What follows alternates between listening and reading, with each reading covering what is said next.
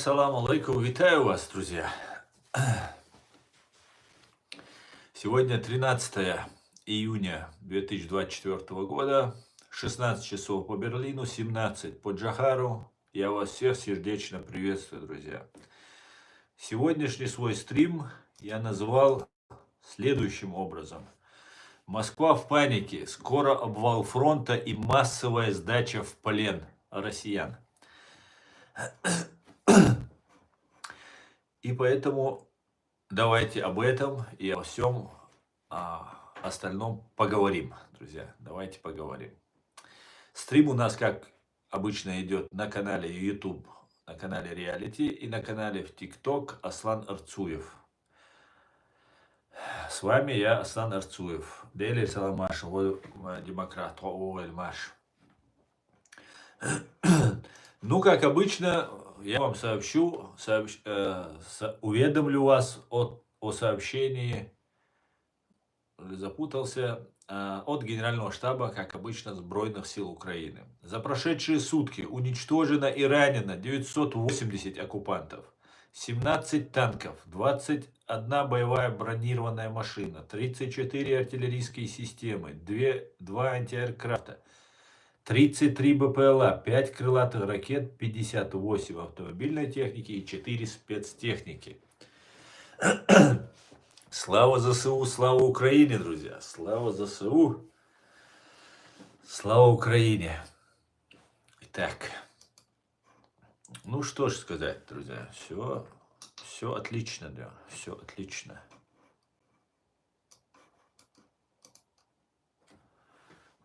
Так, мы чуть-чуть изменим цвет. Да, не так.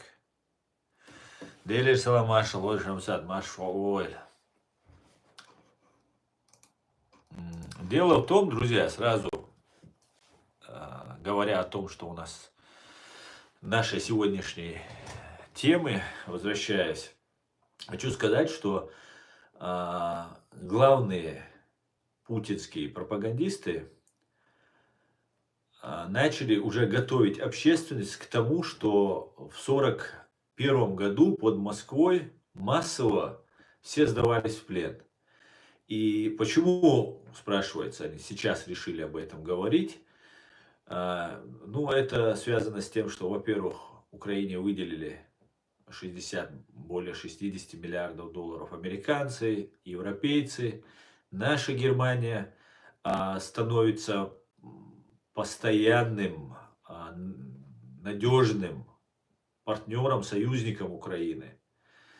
И все понимают, что что-то на фронте сейчас произойдет. Да? Потому что и самолеты, и деньги, и артиллерия, и все остальное, и так далее, и так далее. Украине идет на помощь. Соответственно, на России понимают, что будет все плохо. И поэтому они начинают сегодня говорить о том, создавать ролики, говорить о том, что под Москвой 1 миллион или 1,5 миллиона тогда красноармейцев массово сдалось в плен. Но это никак не повлияло, мы же победили.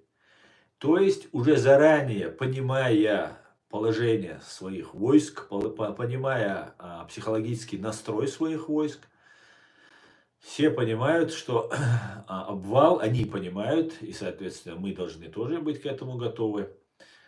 Будет обвал фронта и массовая сдача в плен. Это не страшно, они уже готовят нас, как я уже сказал, себя готовят, своих подельников готовят, что ничего страшного в этом нет.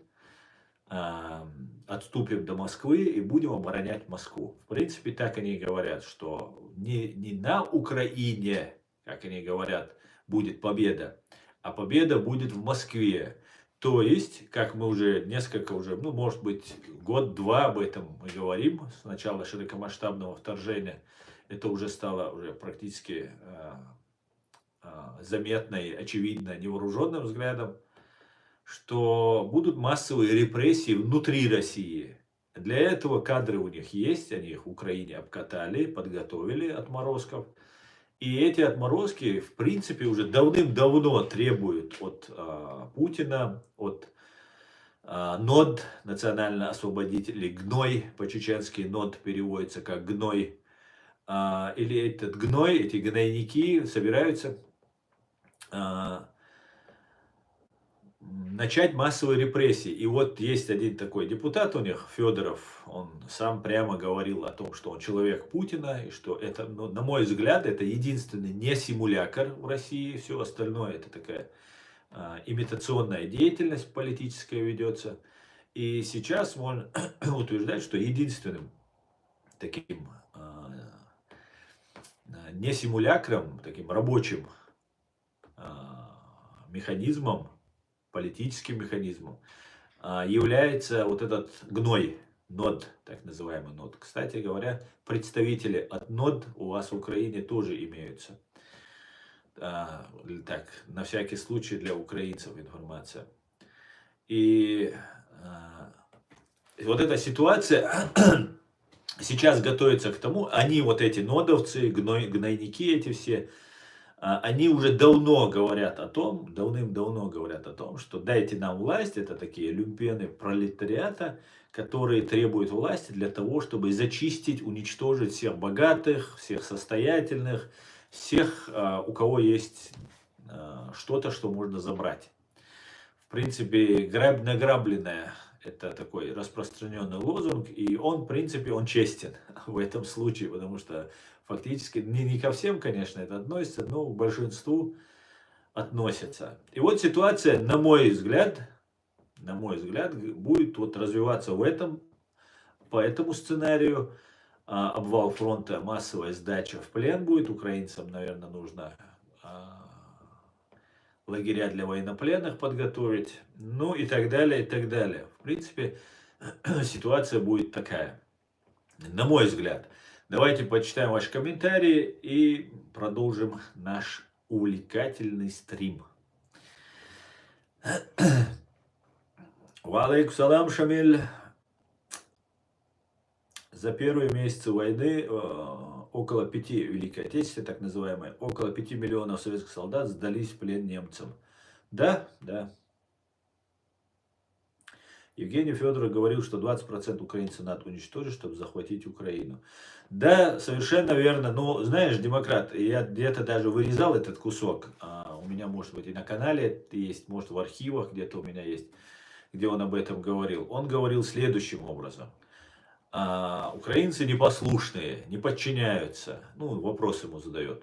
Как сделать так, чтобы вот мы смогли сделать их, подчинить их себе, чтобы они поддерживали курс вот этой ГБшной России.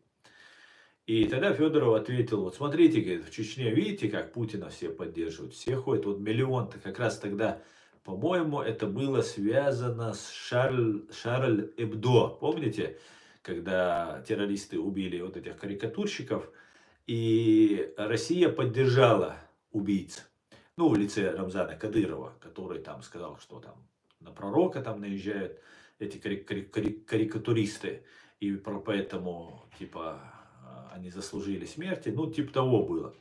Это было в это время, как раз тогда всех бюджетников, всех они погнали на митинги. Мы все это знаем, что это обычные так называемые путинги. Никакие это не митинги добровольные, а обычные путинги, где людей насильно сгоняют под страхом увольнения, там, отчисления с вузов там, и так далее, и так далее. В итоге тогда Федоров заявил, что вот смотрите, говорит, вот чеченцы, видите, ходят, миллионы тогда они озвучивали, там много людей вышло, выгнали людей, сказали, что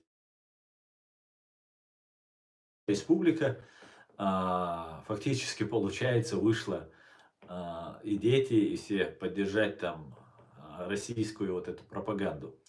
Что, конечно, не соответствует действительности. И вот тогда, извините, что так долго рассказываю, и вот тогда, именно тогда, Федоров сказал, что для того, чтобы украинцы были, вот смотрите, как чеченцы, нужно уничтожить 20% украинцев. То есть чеченцев 30% уничтожили, а украинцев 20%. 20% от 40 миллионов, как мы понимаем, это 8 миллионов человек. 8 миллионов человек. Поэтому вот такие вот планы у фашистов, у нацистов, у русистов. Вот такие вот планы. Поехали дальше. В итоге всех террористов чеченских найдут и посадят, и этого убогого посадят, говорит Николай Ягудов. Ну, чеченские террористы служат в вооруженных силах фашистской Русни. А мы, правозащитник, я лично могу за себя сказать, я правозащитник, я абсолютно не поддерживаю террористов, особенно русистов. Поэтому, ну, как-то так, да. А вот так желаю, конечно, вам попробовать, что у вас получится. То, что вы меня не посадите, в этом я уверен на 99%.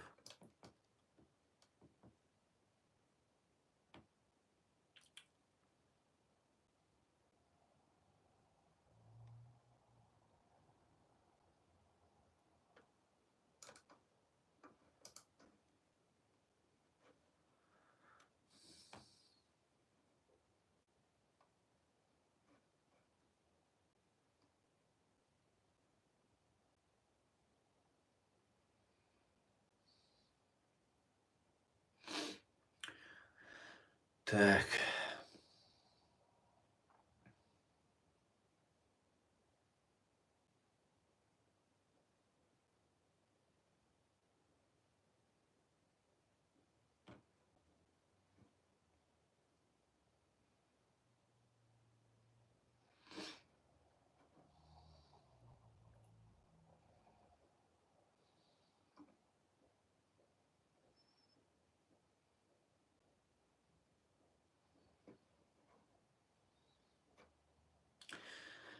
Ичкерия, Украина, США, Израиль, Германия, Польша, Великобритания, Литва, Латвия, Эстония, Финляндия. Да, и нас много. Абсолютно так, демократ. Кстати говоря, я всех россиян хочу поздравить. Вчера у них был большой праздник. Большой праздник. Не подумайте, что речь идет там о Дне России там, и так далее. Это никакой не праздник, это обычная такая формальность. На самом деле вчера московская биржа прекратила торги долларов и евро из-за санкций США. Московская биржа объявила прекращение торгов долларов и евро после того, как Министерство финансов США в среду внес ее в санкционный список. Продавать валюту в российских банках можно будет в прежнем режиме, заверяет российский Центробанк. С чем я вас всех поздравляю, друзья. Это говорит о том, что на территории фашистской России, на территории... Что такое? На территории фашистской России будет инфляция. Доллар, евро будут взлетать. И сейчас самое время наступает для спекулянтов. Я помню 98-й, по-моему, год это был. Или 97-й год это был. По-моему, 97-й. Или 8-й, могу ошибаться. Когда тогда кризис в России случился, а я тогда учился в Петербурге, и я помню, как мы зарабатывали деньги.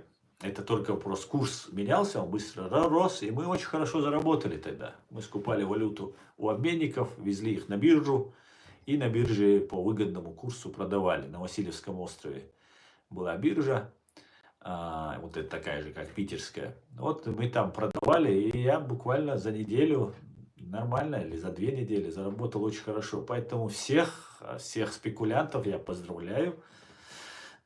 Вы будете сейчас хорошо зарабатывать. И это только начало всего. Наконец-то поймите, не верьте этой пропаганде, которая вам по телевизору трещит, что все нормально, все налаживается и так далее, и так далее. Это обман. Ничего не налаживается. Ничего не становится лучше. Все становится только хуже в России. Понимаете? Вы это должны понять. Если не просто мне не верите, что вот я там чеченец, который там против вашей фашнявой империи и так далее, и так далее. Ну, хотя бы подстрахуйтесь. А я это в первую очередь обращаюсь, конечно же, к чеченцам, которые мне верят по большей части. Поэтому подстрахуйтесь. подстрахуйтесь, переводите все в доллары, в евро. Сейчас их можно будет продавать только нелегально, сейчас пока в банках еще торговля будет ими, но на бирже уже их не продают. Соответственно, курс будет волатильный, любой, который захочет установить тот или иной банк, и, соответственно, это раздолье для спекулянтов. Для спекулянтов. Поэтому, как я вам еще говорил давно, чеченцы, в первую очередь для вас, те, кто находится в фашистской России, эта информация, не переводите ее только для них, хотя я ее вам по-русски скажу, не говорите ее никому. Большие деньги зарабатываются, когда империи строятся и когда империи рушатся. Когда строятся империи, для того, чтобы заработать капиталы, миллиарды, да, сегодня это миллиарды, раньше это были миллионы, нужны десятилетия, десятилетия, когда империя вот создается новая, что-то мощное. Когда она рушится, достаточно года, два, трех, чтобы стать в данном случае миллиардером. Поэтому, чеченцы, не упустите свой шанс. Настает время, когда Россия, которая нам должна, сейчас говорят, около 500 миллиардов, $500 billion на восстановление Украины. Так вот, нам, чеченцам, Россия должна 1 триллион за все, что она нам сделала. 1 триллион долларов за все эти разрушения. На сегодняшний день, за 2,5 года войны в Украине, только половина вреда, то, что нанесено Украине, нанесено. И потери, если исходить из цифр, которые нам сообщает директор ЦРУ Уильям Бернс, можно сказать, что эти потери сопоставимы вот сейчас до уровня, который русские теряли в Чечении, в Ичкерии. И несмотря на колоссальное вооружение и так далее, и так далее. Но это вооружение, Украина сейчас насытивается этим вооружением. Сейчас забиваются все просто. Днем и ночью вооружение поступает. Просто днем и ночью. Морем, воздухом, по земле доставляется вооружение и все остальное. Германия готова сейчас уже начинает, вот у нас вчера были здесь, Зеленский у нас позавчера прилетал, вчера они все это весь день обсуждали. Ситуация обстоит следующим, немцы будут восстанавливать, в том числе, но в первую очередь будут немцы восстанавливать Германию. Я вам скажу, немцы отличные инженеры, отличные строители, и мы все это знаем, да. Поэтому вот такая вот интереснейшая ситуация.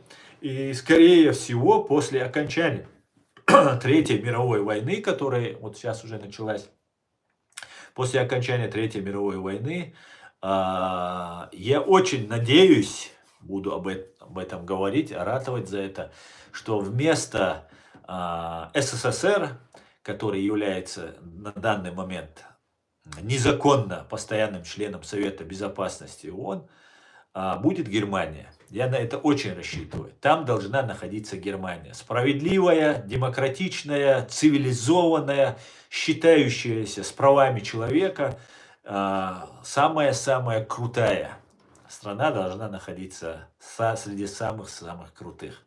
Так что, Господи, благослови Германию и дай ей еще больше сил и возможностей. Итак, друзья, давайте перейдем к вашим комментариям. Я смотрю, здесь много к нам заходят вот этих разных, да, деятелей. Нас смотрят 1500 человек, друзья. Стрим у нас сегодня будет очень интересный, не пожалеете. Но распространяйте ссылку, ставьте лайки и пишите ваши комментарии. Но если вы не находитесь в России, подавляющее большинство моих зрителей находится в России, поэтому, друзья, будьте внимательны. Ваша безопасность в ваших руках, друзья.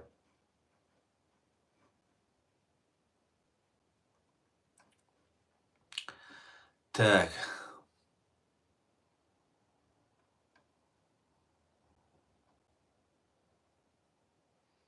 Тебе Путин должен, говорит Давид Джусоев. Ну, я так понимаю, по фамилии ты, наверное, осетин Давид, да, Джусоев?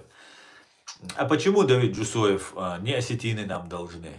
Не разве с вашего Моздокского военного аэропорта, который несколько дней назад украинцы атаковали, а, не вы нас бомбили.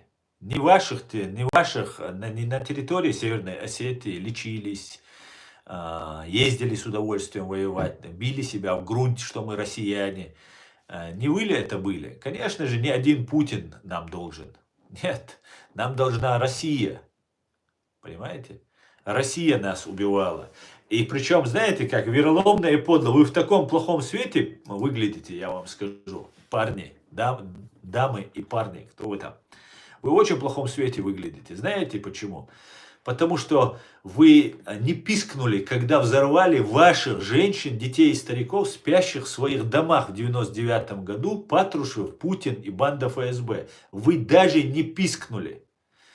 Вы пошли с радостью топить в крови чеченцев, которые только-только после двухлетней войны приходили, зализывали раны, приходили в себя.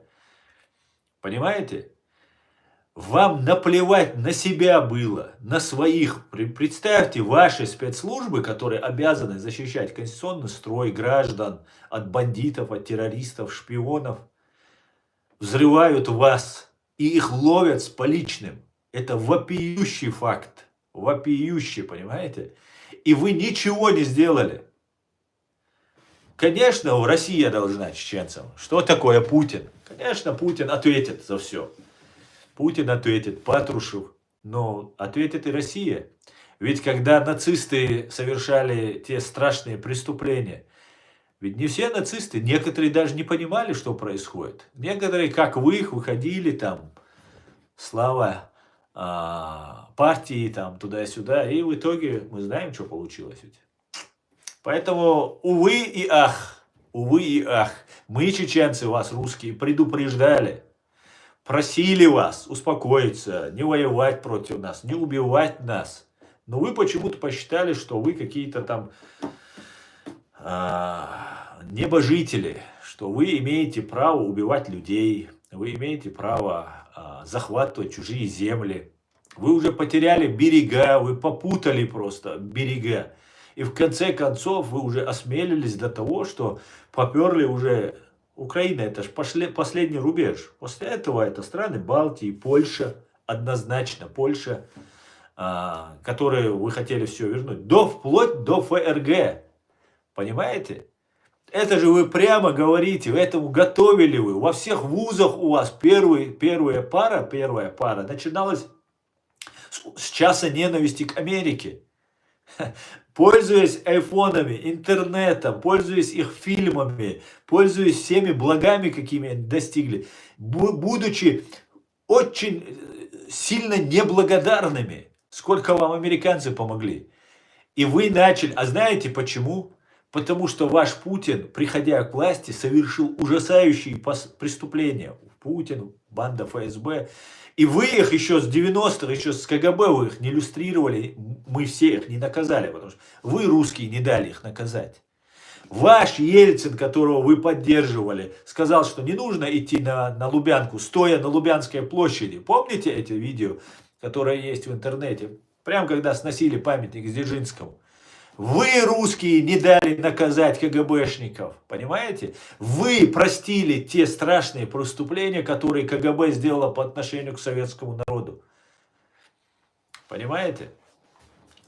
Конечно, не вы одни только, справедливости ради скажу, не вы одни. Но у вас большинство, вы же у нас позиционировали себя как государство образующие, там, великие, умные, там, образованные и так далее, и так далее. А в итоге вы пришли вот как из той сказки про золотую рыбку.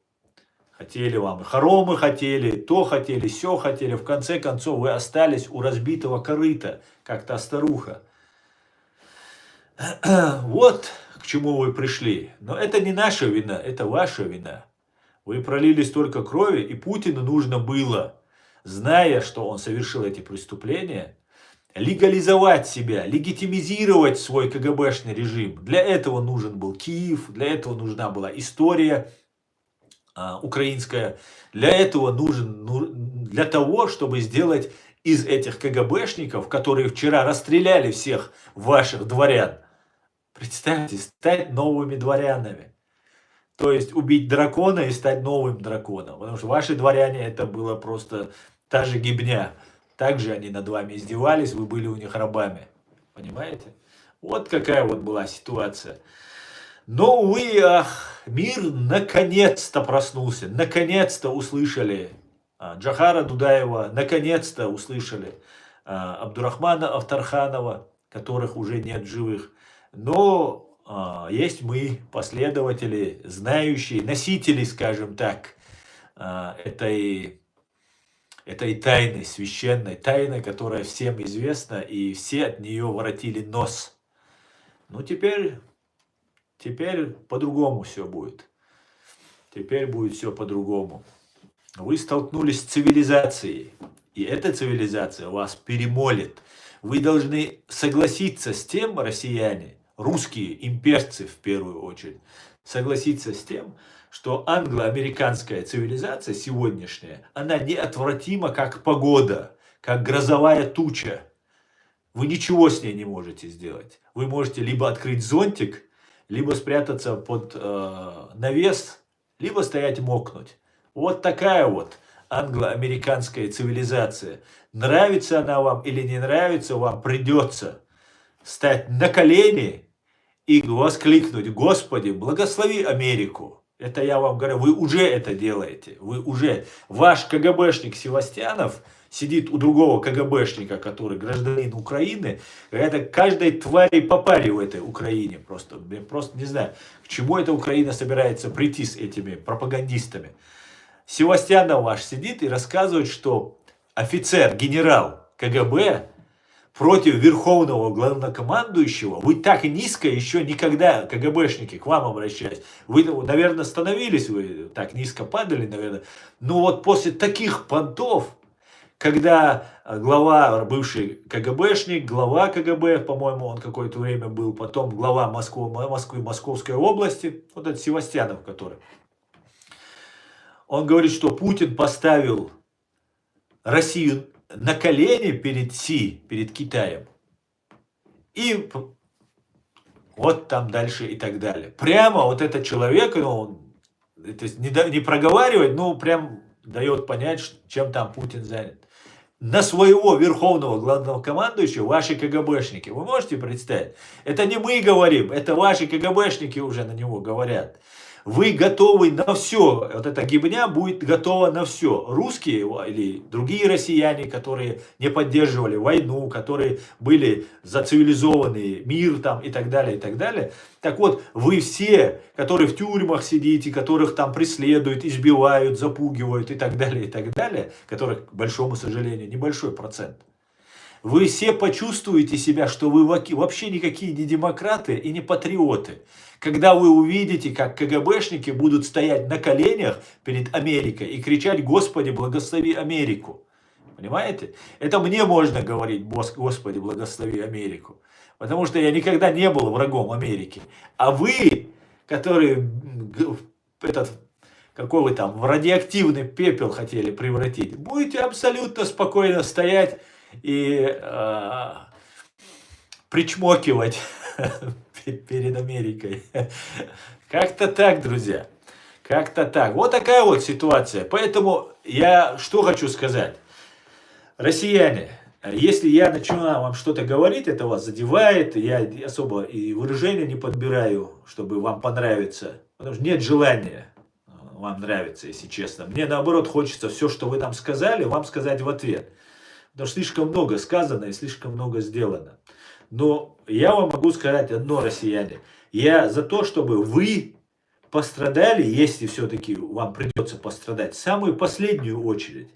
Я за то, чтобы ваше КГБ и ваша банд-армия была взята под контроль и понесли ответственность самые одиозные террористы и преступники из этих учреждений. И вы можете это исправить. Потому что сейчас вы будете крайними. За вашими жизнями, вашим благосостоянием будут рассчитываться КГБшники. Они уже сдают кадыровцев, разных других товарищей, которых они отправляют на войну. Сейчас КГБшники, уже ФСБшники, завоевывают себе грамоту, амнистию, скажем так, издавая вас. Понимаете? Есть такая услуга, есть такая процедура на Западе. Это сделка со следствием, сделка с судом. Сделка с судом она тут называется. И вот эту сделку уже они заключают. Они юристы, они грамотные, а вы будете использованы. Поэтому не дайте себя обмануть. Не дайте. Привет ЦРУ передай, говорит мне маэстро. ЦРУ, Господи, благослови Америку. Передаю привет ЦРУ. Нормально, маэстро? Ты доволен? Алейк салам, Арон. Конечно, передам. Кому, как не передать? Так. Слава Великой Америке, говорит. Совершенно верно.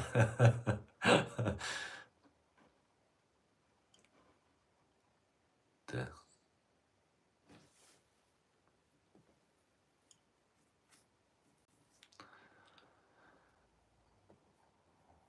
Генерал диванных войск это был. Да?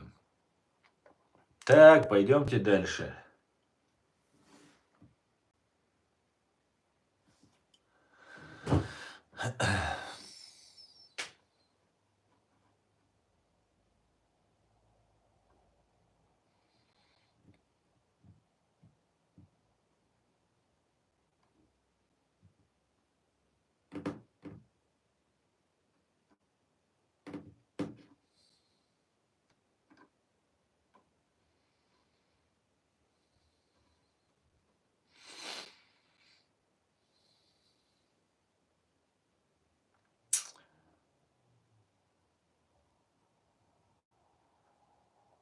Так.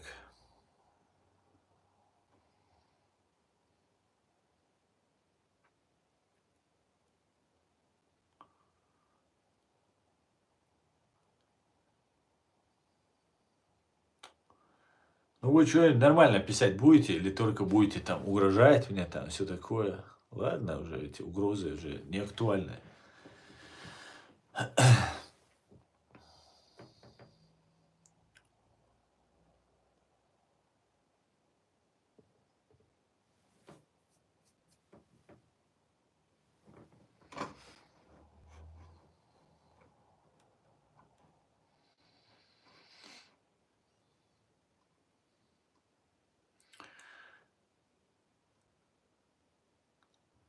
Так, говорит, дорогой гражданин США.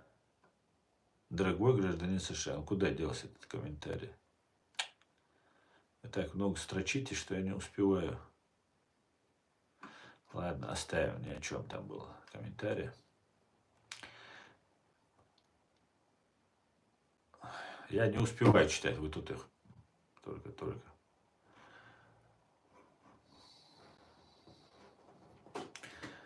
Ответьте, кто вы такой, как вас звать, откуда такая у вас информация? Как меня зовут, если вы будете немножко внимательны, в названии стрима вы можете увидеть мое имя. Кто я такой? Для вас просто король, король мира.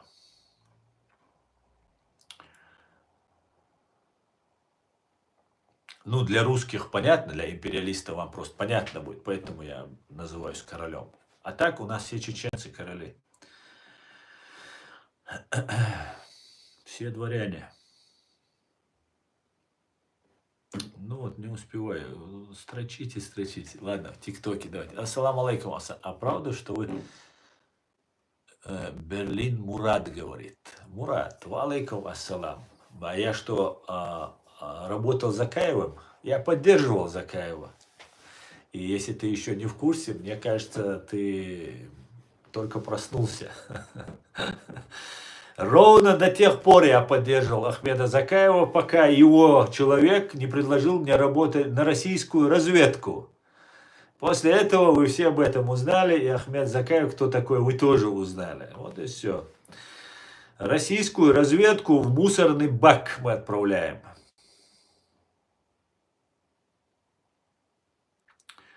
Так что давайте оставим.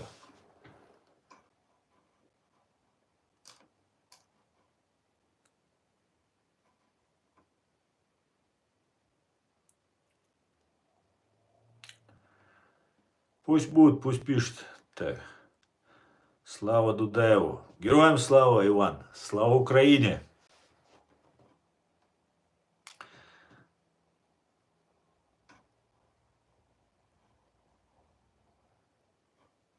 Тюркский фронт возрождения, говорит, Аслан чеченский еврей.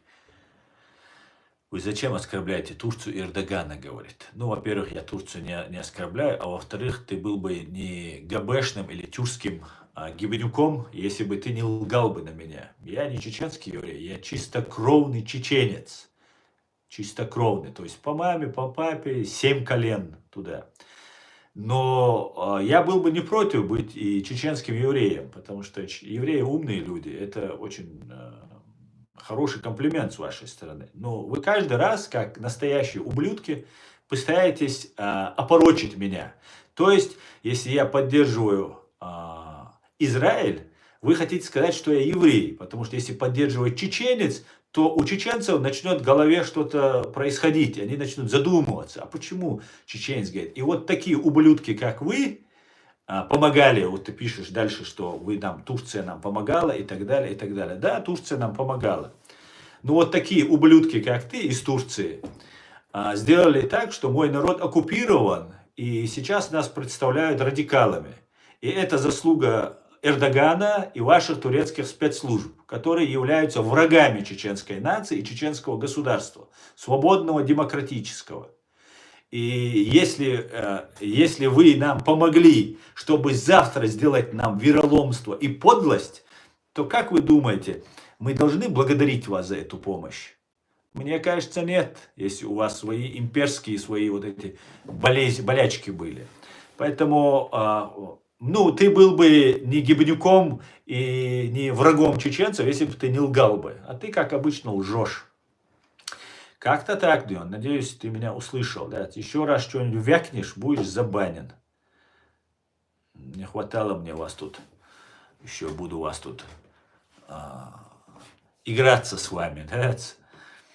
Вива Америка! Это лекарство против Российской империи. Долой Российскую империю. Это уже рецепт. Ливан Кочарава. Ливан, Амаджоба Генацуаля.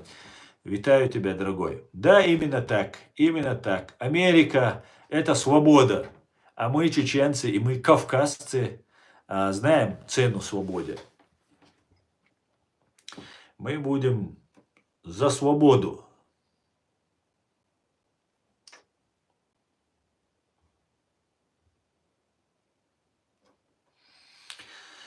Было бы странно, если бы русско-турецкие спецслужбы, которые очень вероломные и очень подлы оказались к чеченскому народу, если бы они были не вместе. Здесь в Европе, здесь в Германии, я могу сказать, русские представители российской разведки и турецкой разведки, они почему-то всегда вместе. Они так борются с терроризмом. Дело в том, что Турция и Россия вместе борются с чеченцами. Россия их делает террористами, ведет пропаганду. У России подготовлено очень много кадров для того, именно вот на религиозной вот этой основе. И они таким образом нашу чеченскую молодежь взяли вот в разработку. И в этом им во всем помогает Турция. Понимаете? И когда я прямо сказал, а это нужно было сказать, я долго терпел, я долго пытался разобраться, что здесь к чему, чтобы не обвинять турков, потому что турки реально есть люди, которые нам помогали и которые к нам очень хорошо сочувственно относятся, не являются имперцами. И в конце концов я увидел Ахмед Закаев, вокруг него турецкие спецслужбы, Тумсо Абдурахманов, вокруг него вся вот эта религиозная риторика идет нам от Турции. Есть турецкое русскоязычное издание, специализирующееся на чеченской тематике, Кавказ-центр, который вещает из Турции, который уже нас и в Дагестан первыми нападем в 21 веке на кафиров, говорили и призывали к войне. Потом в Сирию отправили при помощи турецких спецслужб. Все остальные как бы подстраиваются под схемы, которые делают русские, и извлекают себе выгоду. Если это какие-нибудь исламисты, которых здесь в Европе русские вербуют и постоянно их подготавливают, то там, например, турецкий, и не только, прошу заметить, и европейский, и все остальные спецслужбы, которые видят либо угрозу себе от этих радикальных там исламистов, либо какую-то пользу, чтобы заработать себе звездочки. И таким образом чеченский народ, благодаря русским и туркам, а турки они на Кавказе, и как бы представляют НАТО, Запад там, и так далее, но преследуют только лишь, в первую очередь, точнее, свои интересы. Абсолютно не учитывая чеченский вопрос, чеченскую тему. Абсолютно. Поэтому я об этом сказал. И сейчас теперь ники с турецкими, может это и не турки, это обычные русские тролли, ники с турецкими названиями и подхолопные, и холопы активно начали меня теперь обзывать там и так далее, и так далее. Ну что ж, это хорошо, что теперь вас стало больше, и мы теперь, мой чеченский народ будет знать, кто вы есть. Так, давайте дальше идем.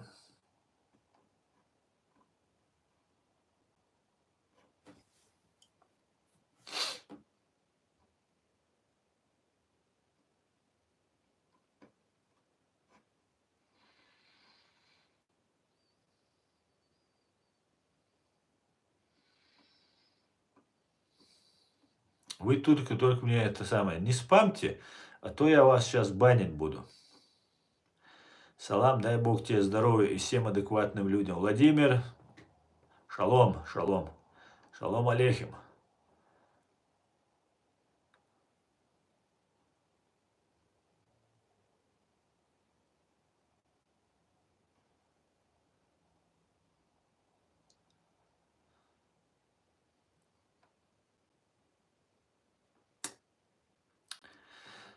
Так. Слава таким людям, как ты. Героям слава. Салам из Казахстана, всех потомков крепостных поздравляю с наступающими украинцами. Салам, Казахстан, Аллах, Казахстан.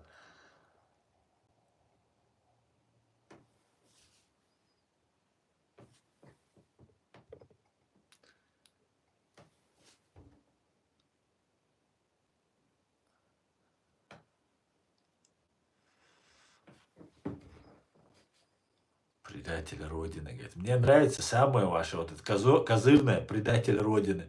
Какой Родины? Ваша Россия моя не Родина, понимаете? Это враг моей Родины, моего народа. 4 века, понимаете? Более 4 веков. О какой Родине вы говорите? А? О какой Родине убили? Давайте сейчас захватим Украину, Киев, и скажем любому украинцу, кто возразит, да ты предатель России матушки. Какие же вы чушпаны. Так.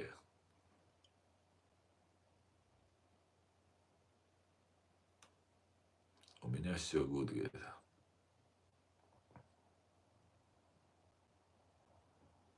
Поздравляю всех с приближающим праздником. Победой Русни, говорит Рыбак. Рыбак, я вас уже сегодня поздравил. Только не с победой. Хотя да, это тоже определенная победа. Вы все-таки, вы когда хотите, русисты, русские империалисты, вы можете, на самом деле. Доллар с евро уже на фондовой бирже победили. Молодцы, так держать. Полностью искоренить надо. Это такая вражеская бумага, которую нужно полностью искоренить, чтобы на территории всей России не было ни одной бумажечки. Понятно вам? Чтобы зачистили. Все можете присылать мне. Я тут их все уничтожу. Присылайте все ваши эти доллары. Победители. Победители.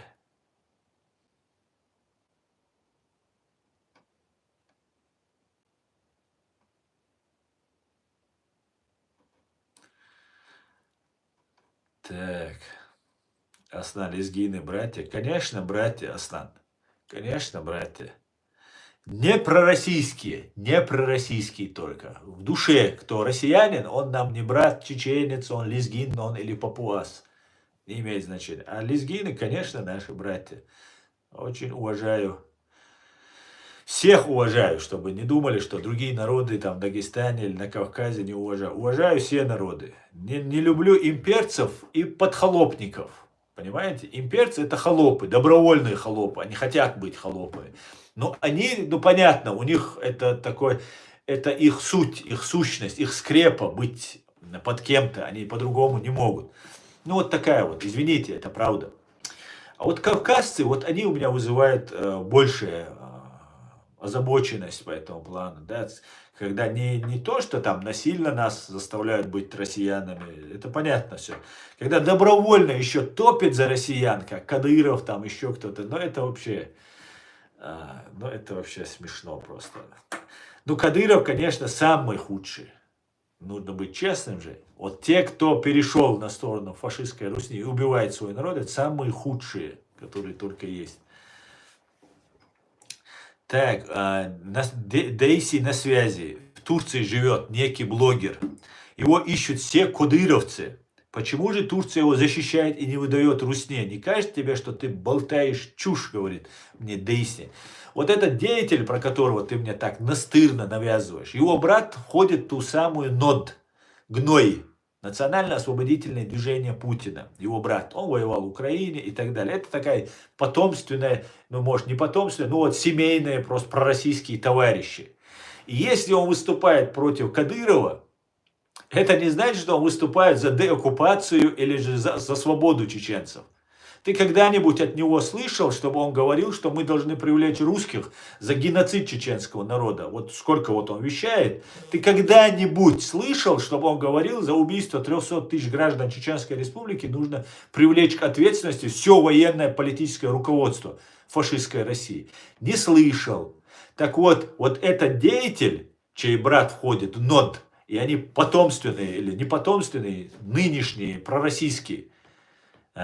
Вот эти люди хотят захватить власть вместо Кадырова и завладеть его миллиардами. И в этом им помогает Турция. Потому что Турция понимает, что Запад, Америка, НАТО все против Путина. И, соответственно, есть какие-то определенные силы, которые якобы выступают против Путина и Кадырова. А по факту, вот этот деятель, который ты говоришь, он выступает за Россию. Понимаете? За Россию. А то, что он там вещает, там, иншаллах, машаллах, там что-то говорит, это обман, который я уже 5 лет пытаюсь чеченцам объяснить, что нас пытаются обмануть.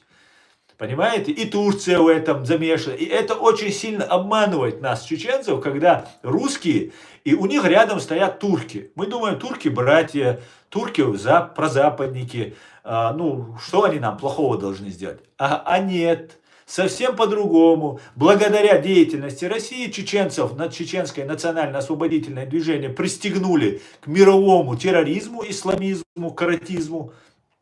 И теперь вместе борются. А ведь борются-то они не против исламизма и каратизма, которого нет в Чечне. В Чечении есть национально-освободительная борьба.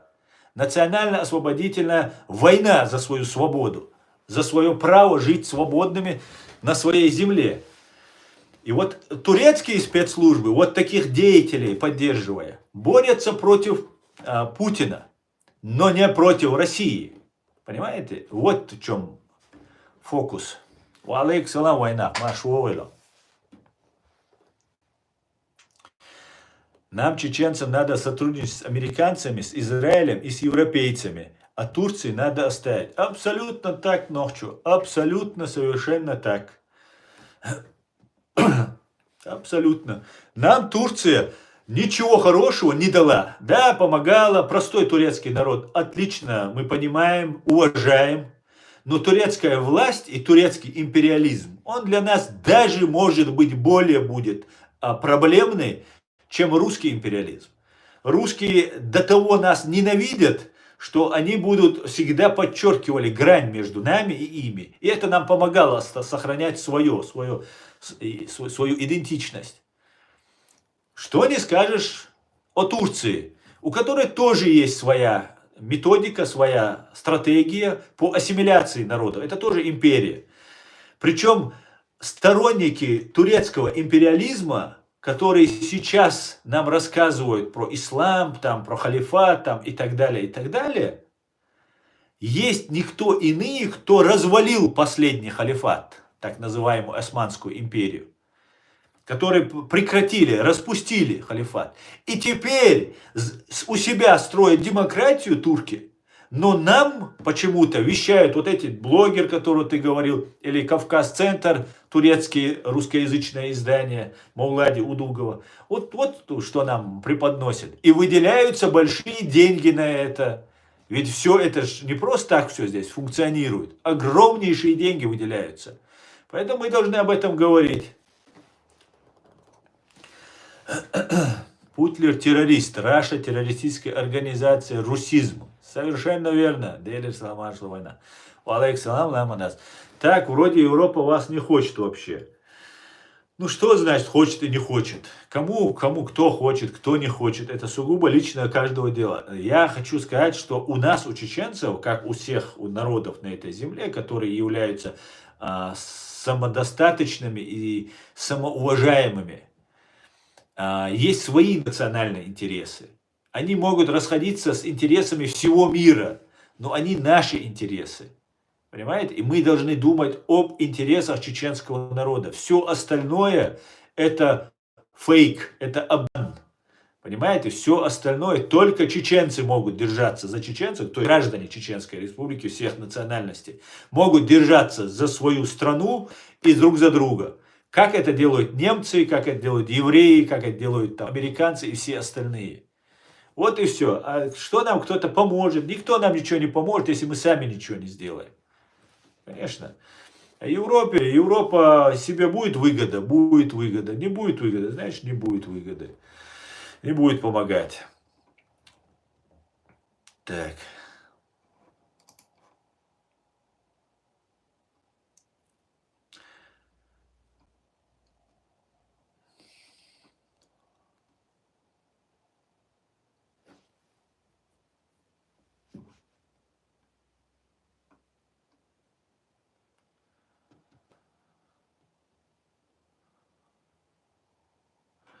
Скажи мне, чеченец, почему ты по-русски говоришь?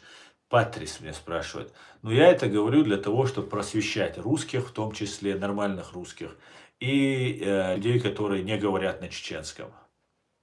Это украинцы, это американцы, это немцы, кто здесь говорит на русском языке.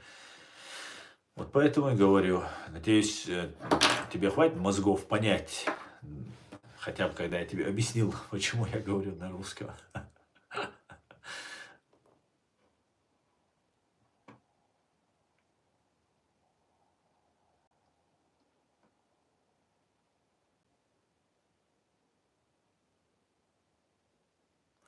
Вышло сообщение со стороны 5 стран ЕС с просьбой в ограничении передвижения российских дипломатов, добавлю от себя банд дипломатов, с целью ограничения шпионской деятельности. Аллах, рейс стояла за эту новость. Прекраснейшая новость.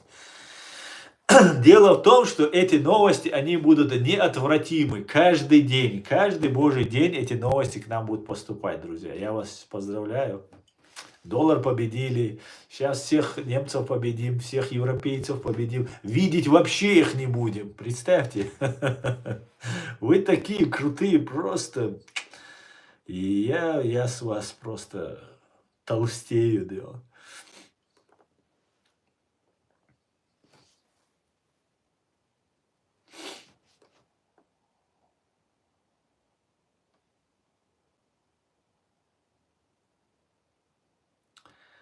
Я узбек, тебя от души понимаю. Рустам, узбек, приветствую. Как относишься к ингушам?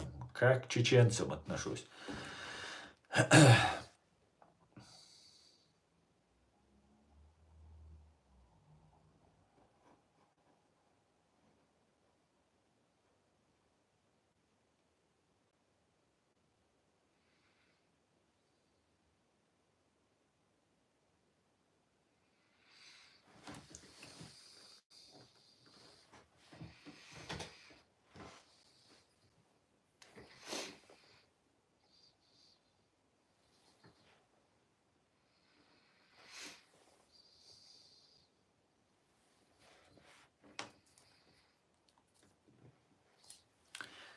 Так, давайте дальше.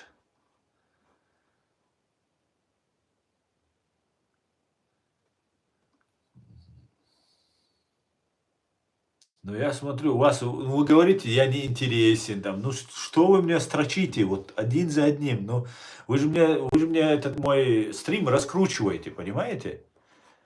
Вы можете это понять? Не пишите вот этот, все вот этот бред. Уже 400 человек подписалось. Вот вы мне тут стрим раскрутили, за почти час уже 400 человек подписалось. Ну, куда это годится? Ну, перестаньте. А вновь подписавшихся, я вас всех сердечно приветствую, друзья. На этом канале вы услышите только правду и ничего, кроме правды. Какой бы она ни была неприятной и тяжелой, вы узнаете только правду. И так на протяжении с первого дня этого канала, друзья.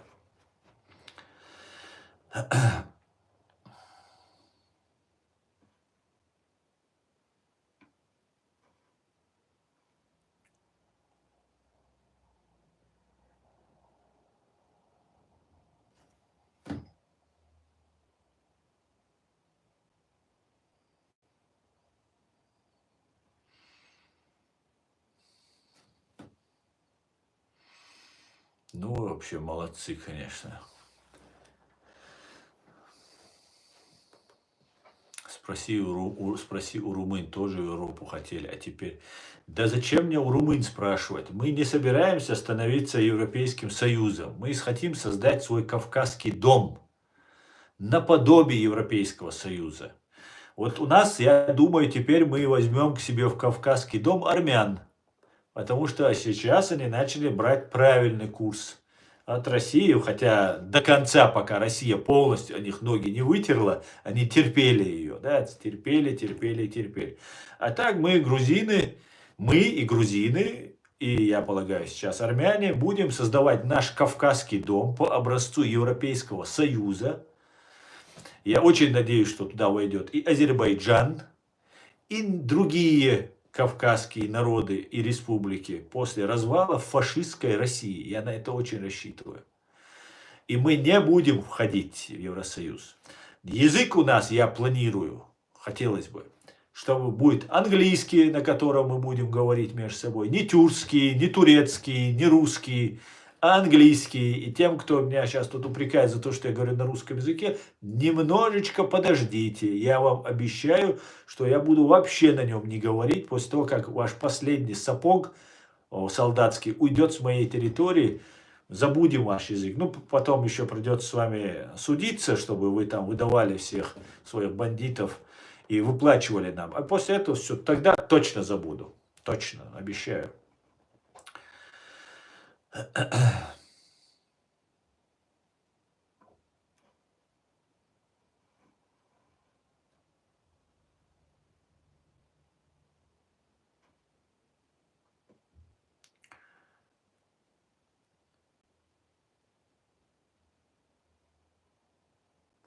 Вітаю тебя и твой канал. Жги правда, Хасапов. Виктор, вітаю вас. Слава Украине.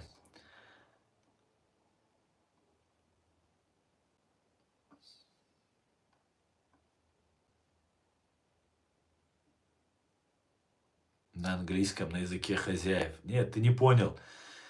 У нас нет хозяев, Верещагин. Это у вам, у русским, это понятно. У вас хозяева всегда были. У нас нет. Мы, чеченцы, свободные люди, понимаешь? Свободные. По духу, по мышлению свободные. Да? Мы в тюрьме можем оказаться, нас можно убить, можно там, ранить можно, мы болеем, мерзнем. Обычные мы люди. Но ментально мы свободные люди. И у нас нет хозяев. И все в этом мире практически пользуются английским языком. Это язык международного общения. Так сложилось. Так получилось, что англо-американская цивилизация, благодаря этому интернету американскому, такому ненавистному американскому интернету, захватила весь мир. И мы хотим говорить на английском, мы хотим получать знания из первоисточника, а не то, что там турки, русские там, или персы переведут и посчитают нужным что-то нас ознакомить. Нет, мы будем говорить на английском, заходить в интернет, учиться в американских, английских, немецких, французских вузах, что мы учимся. Как говорится, нет худа без добра. Вы русские вот этой пропаганде своей поверили. С вами случилась очень печальная история, я вам скажу. Даже она была бы смешной, если бы она не была бы такой кровавой. Вы взорвали свои дома, чтобы КГБшники пришли к власти окончательно, полностью. Затем эти КГБшники решили сделать так, что они станут неодворянами. И эти миллиарды, которые они награбили, наших советских миллиардов, наших отцов и дедов, которые 75 поколений, 75 лет, 3 поколения копили, не имея ничего в собственности, то есть фактически рабами были. Они это захватили и решили стать хозяевами вот этого своим детям, внукам передавать на законных основаниях. Они посчитали, что они это заслужили. Но вы не учли один момент. Мы, чеченцы, понесли колоссальный урон от того, что вы взорвали свои дома и обвинили в этом нас. Мы, чеченцы, оказались оккупированы, и у нас целое поколение не получало образования. Мы выживали. Единственное место работы, которое вы нам оставили, это была служба вашей вот этой собачьей армии или собачьей вооруженных силах ФСБ, так называемая Росгвардия. Ментовки там и так далее. Все, больше никаких мест вы не оставили. Причем вы терроризировали население, что одного члена семьи вынужденно чеченцы отдавали ваши эти бандструктуры, чтобы других не трогали.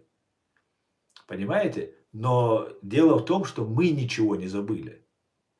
И бумага ничего не забыла, на чем все зафиксировано. У нас есть все на вас. Все, что вы нам сделали, у нас есть. И вот вчера, когда в Бундестаге выступал Зеленский, он заявил следующее, что я этот кусок вырезал, и у меня на YouTube-канале Reality это видео есть. Оно около минуты, можете посмотреть, если хотите.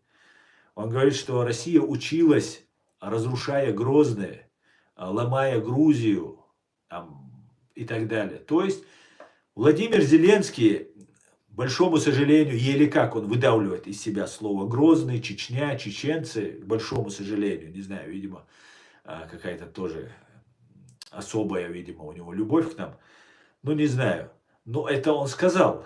Это уже говорит о том, что Грузия, Ичкерия, Молдова, Сирия и Украина будут стоять в одном ряду. И если этого не будет в одном ряду, не будет никакой справедливости. Никакой справедливости не будет. И благодаря тому, что вот сейчас Владимир Зеленский человек, можно сказать, номер один сейчас в этом мире, можно сказать. Да, по значимости, по слышимости, по вниманию, которое этому человеку уделяется.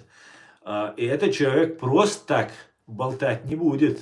Это не вчерашний актер, развлекающий вас. Это президент великой страны, великой, могучей, воюющей Украины. Понятно вам? Поэтому, если бы этого не было бы, поверьте, это был бы несправедливый мир, а мир будет очень справедлив. И к чеченцам, которым этот мир отказывал в этой справедливости, теперь справедливость будет восстановлена. Понимаете? Да, возможно, будет ядерная война, еще может погибнет миллионы, возможно, погибнет людей. К большому сожалению, мы в Третьей мировой войне. Но чеченский народ выживет, мы учимся во всех вузах здесь, в Европе. Нет худа без добра, как говорится. Вы пытались нас, как это гласит, не помню чья, по-моему, какая-то мексиканская пословица гласит, если вы закапывали наши тела и думали, что на этом закончилось, так вы закапывали зерна. И теперь они дают восход. Они теперь выросли, эти зерна, эти тела, которых вы убили.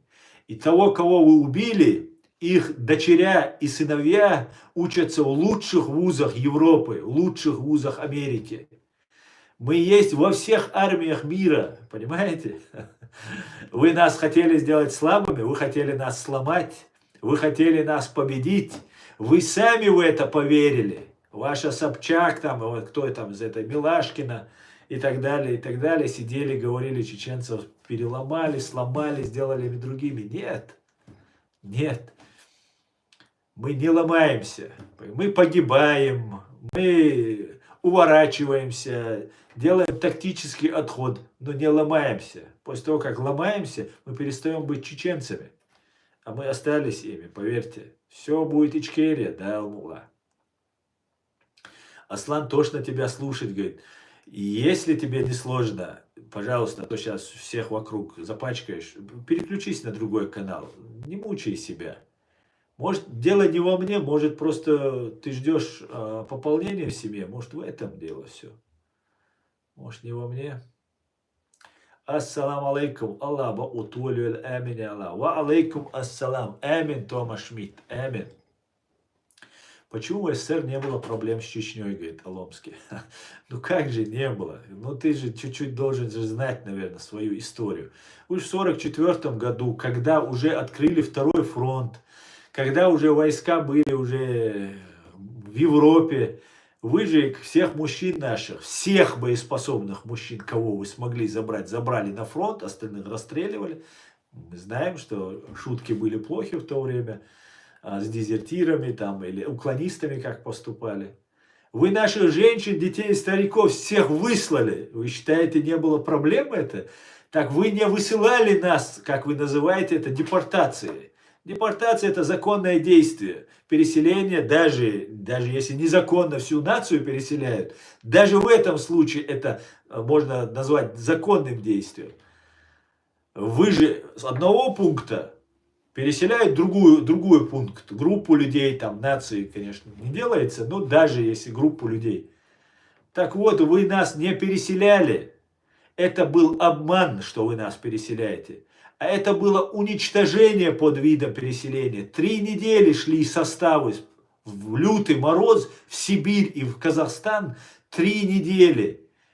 Почти не одетые, абсолютно без еды люди ехали 3 недели. Каждая станция останавливалась, из вагона выкидывали трупы. За первые 3 года мы потеряли 60-70% от всех погибших. А погибло нас по разным оценкам от 600 тысяч до миллиона, может быть, даже больше.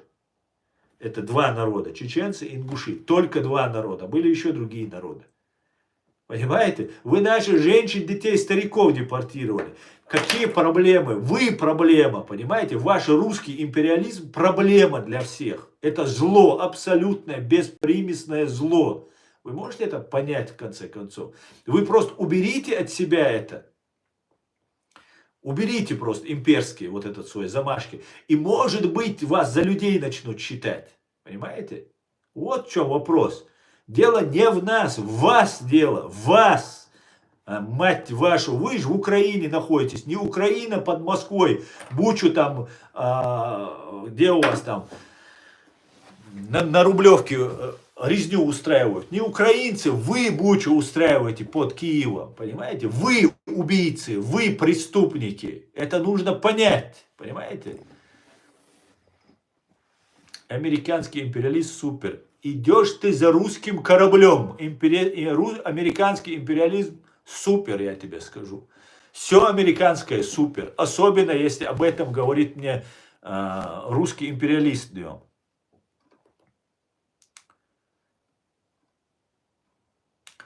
Пойдемте дальше. Так, сколько мы в эфире? Мы уже 70 минут в эфире. Можно будет еще до 2 часов добить вопрос.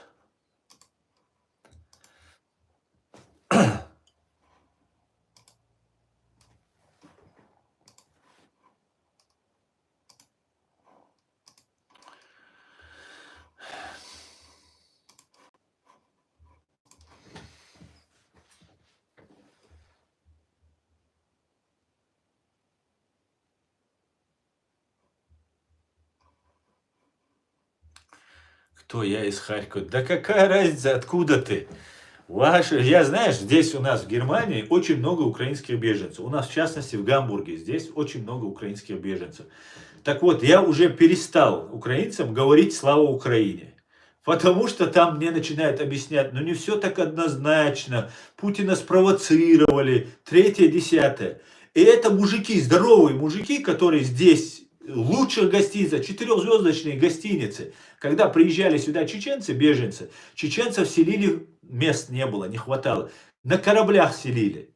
Огромная благодарность за то, что нас селили. Вот мои родители в 2001 году жили на корабле первое время, там, несколько месяцев, в каютах. Вот.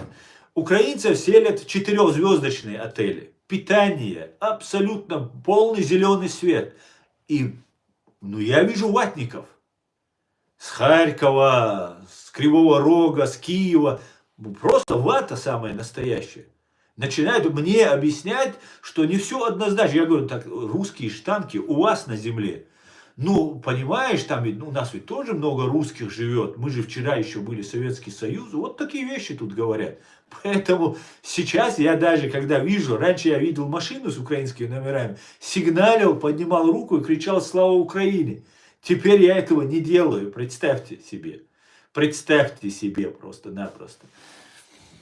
Поэтому украинец, это только тоже есть там один. Я украинский журналист там. Киселев тоже, Невзоров тоже украинский журналист. Украина дискредитирует себя вот такими действиями, вот такими людьми. Ладно, свои уже девать некуда их. А зачем брать новых, там, Невзоровых, Киселевых, там всех их Фейкины, Мейкины, ну Фейкин ездит, ну не гражданин.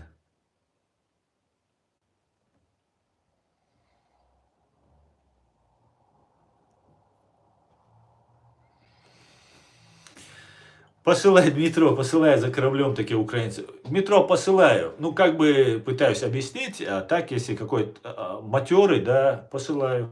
Посылаю, и их посылаю, и кадыровцев посылаю туда же. Ну, они же полностью, ну, сколько здесь митингов было. Посмотрите, когда были события в Палестине, в Израиле. Сколько выходило людей в поддержку Палестины там и так далее, были в поддержку Израиля, были в поддержку. А где украинцы? Нет, не выходят украинцы. Хотя здесь огромное просто количество. До сих пор не организовали. А на это ведь смотрят. Немецкие власти смотрят, французские и другие смотрят, наблюдают. Почему украинцы такие неактивные?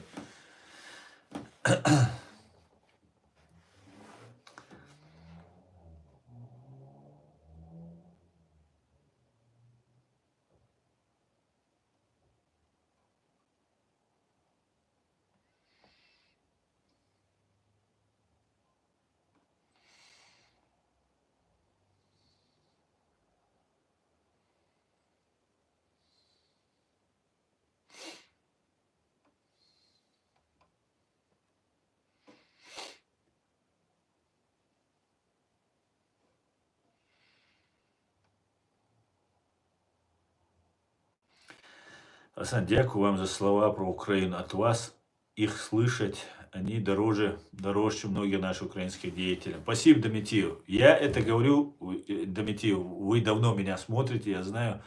И я это говорю не для того, чтобы навредить или там уколоть украинцев. Вы, наверное, это знаете. Я это говорю, потому что это правда, и ее нужно говорить. К большому сожалению. Мне тоже говорят, там, чеченцы говорят, зачем ты выносишь ссор из избы, мы ж чеченцы, ведь весь Запад нас оставил, те же украинцы там нам не помогали, воевали против нас, это правда, все это было. И говорят, давай ссор из избы не выносить, там, 3-10. Я говорю, извините, у меня нету привязанности только лишь потому, что ты там чеченец, а он там украинец или там русский, не имеет для меня значения. Для меня имеет значение, что они делают для борьбы с этой империей.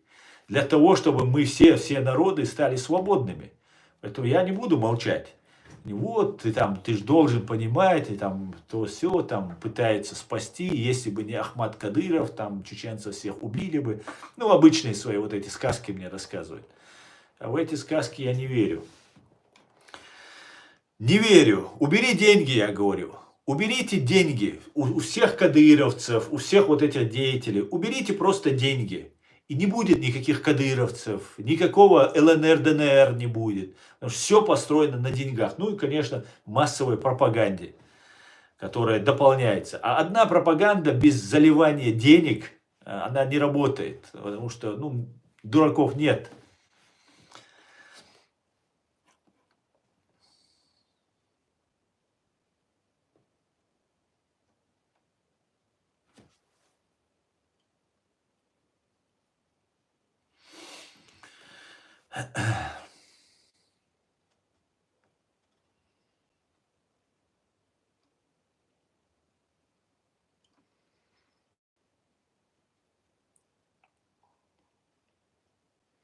Смотрите, вот этот человек, который говорил, что он с Украины, с Харькова, мне пишет: "В Штатах захватили индейские земли, их самих почти всех уничтожили". Правильно?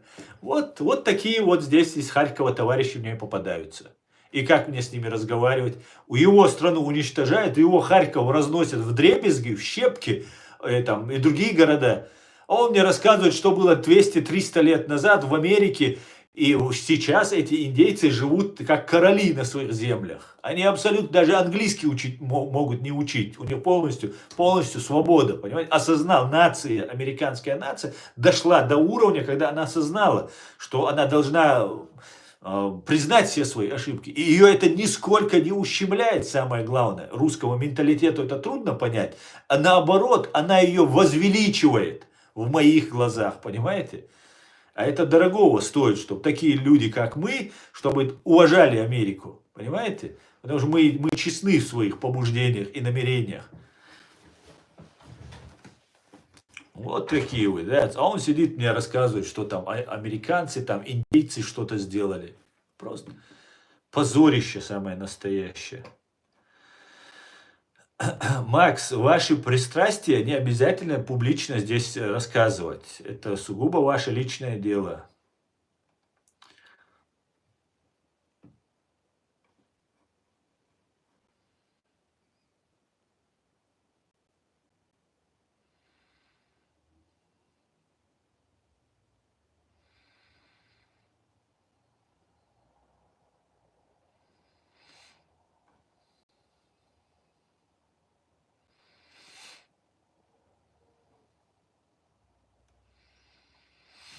Я смотрю, вы тут очень на меня злые.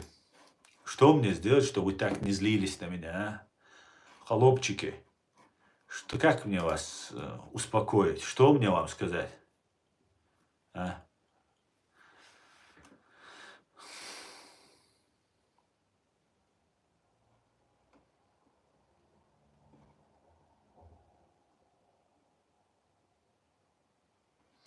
Харьковцы, Украина. А всех, кто хочет быть россияне, то едьте, там вас все равно не чекают.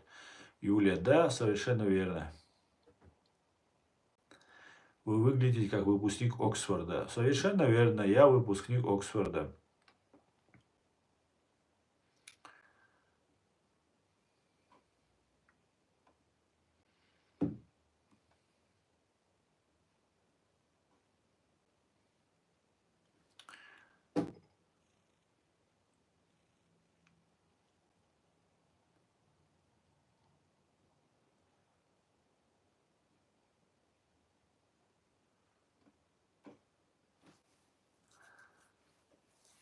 Так.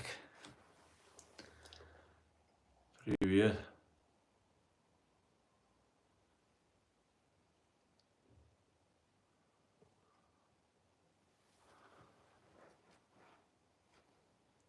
Ты не выпускник Оксфорда. Ну, раз он говорит выпускник, значит выпускник. Я же хочу с вами общий язык найти. Я смотрю, вы тут у меня тут как этот пропеллер крутится, чат вы мне тут пишете, я не успеваю даже прочитать комментарии. Поэтому я хочу с вами договориться, русисты, империалисты. Я хочу пойти вам навстречу. Вы говорите, я выпускник Оксфорда. Хорошо, я выпускник Оксфорда. Что еще вы хотите, чтобы я сказал? Ваш Путин ублюдок. Хорошо, ваш Путин ублюдок. Вы фашистская имперская страна? Да, вы фашистская имперская. Что вы еще от меня хотите услышать? Куда вам еще пойти навстречу днем? Ты террорист. Говорит, нет, я не террорист. Не террорист. Я категорически против террора.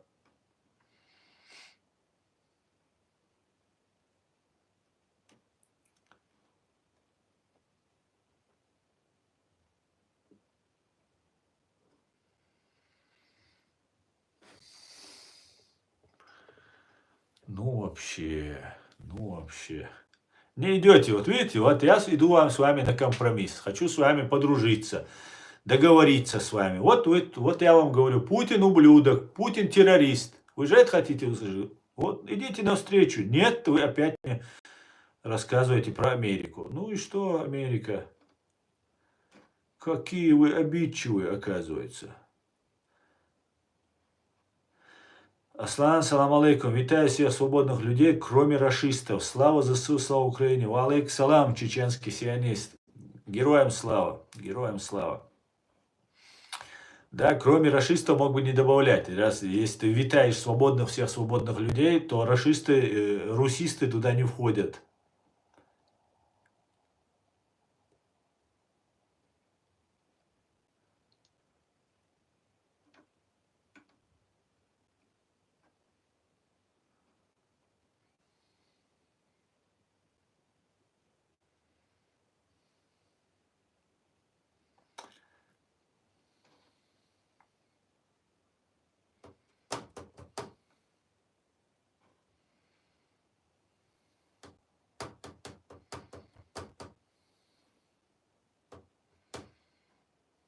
Ну ладно, короче. Да нет ничего страшнее обиженного русского тролля. Это просто огонь, просто что они тут творят.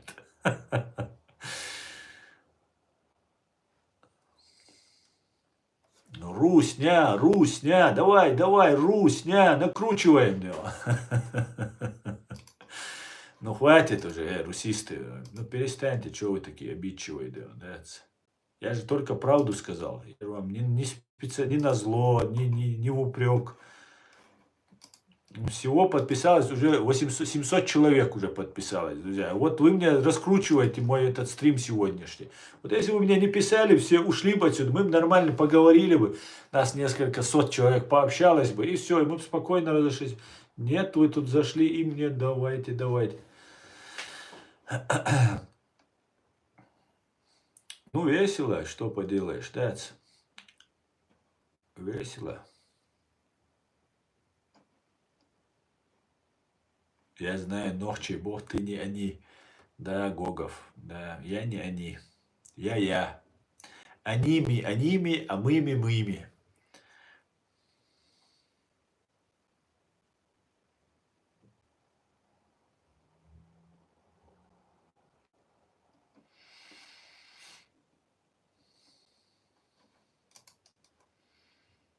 Так, чеченский сионист.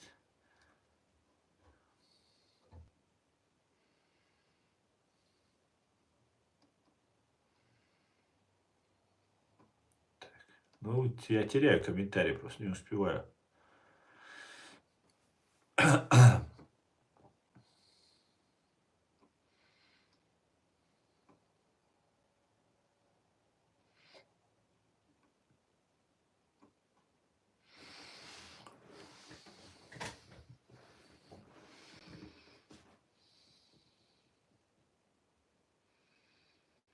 Вітання з Донбасу від ЗСУ. Сергей, вітаю Донбас.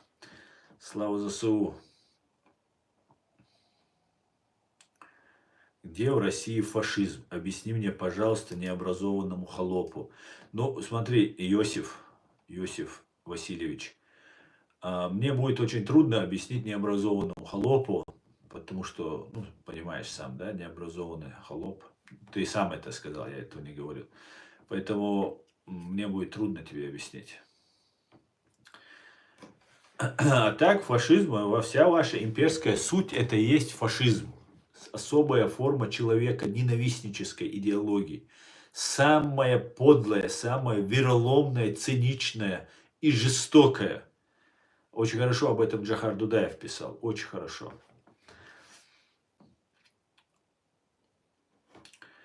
Ассаламу алейкум, вітаю всіх. Хочу побажати волі всім вільним народам. Сподіваюся, всі...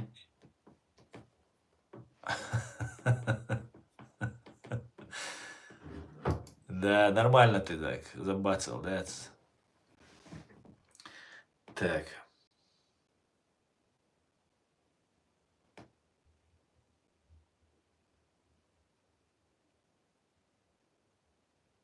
Твоего Дудаева спонсировал ЦРУ, говорит. Ну, во-первых, нужны доказательства, а во-вторых, почему они сейчас не спонсируют? Скажи мне, а почему сейчас не спонсируют? Могли бы и сейчас продолжить спонсировать, ну, если исходить из твоей логики.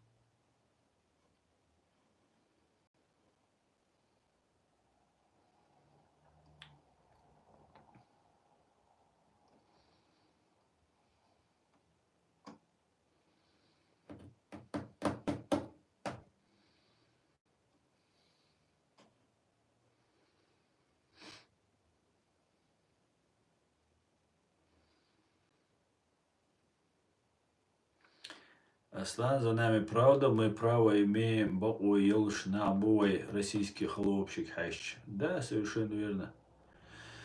Ай. Вчера я говорил на своем родном, сегодня на русском. Вам же тоже нужно понять, о чем я говорю. А то вы же, бедолаги, переживаете.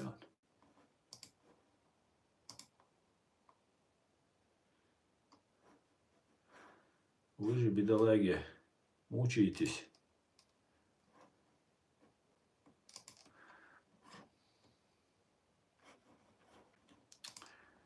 Так, не туда нажал. Сейчас.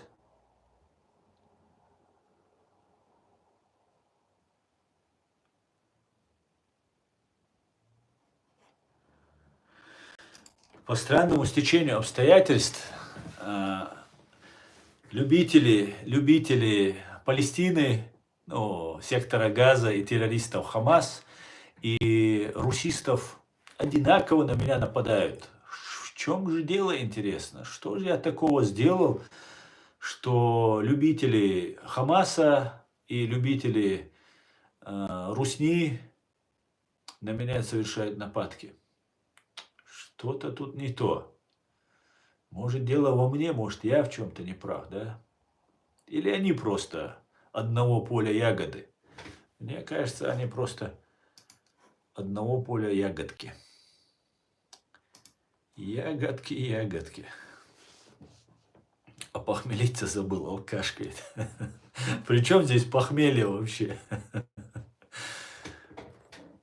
Причем здесь похмелье?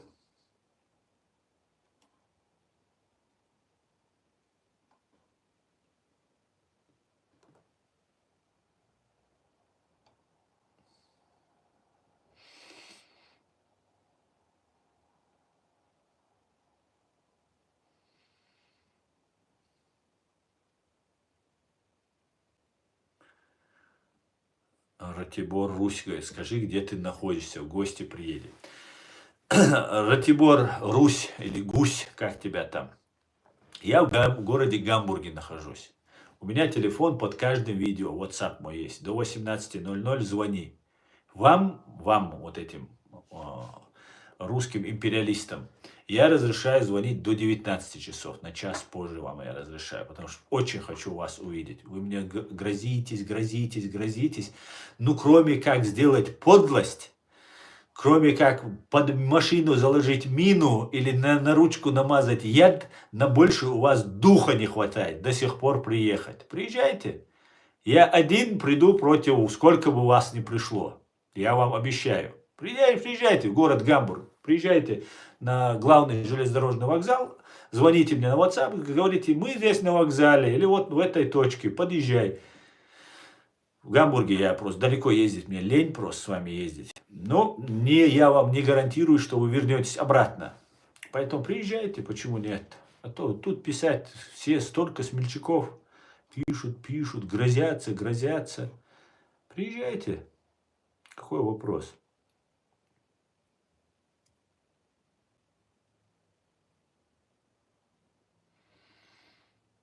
Ну вот, видите, сказал приеду, все, и пропал. Все, теперь твои комментарии не найду, вновь и вновь пиши. Или лучше звони сразу. Звони, конечно, без проблем.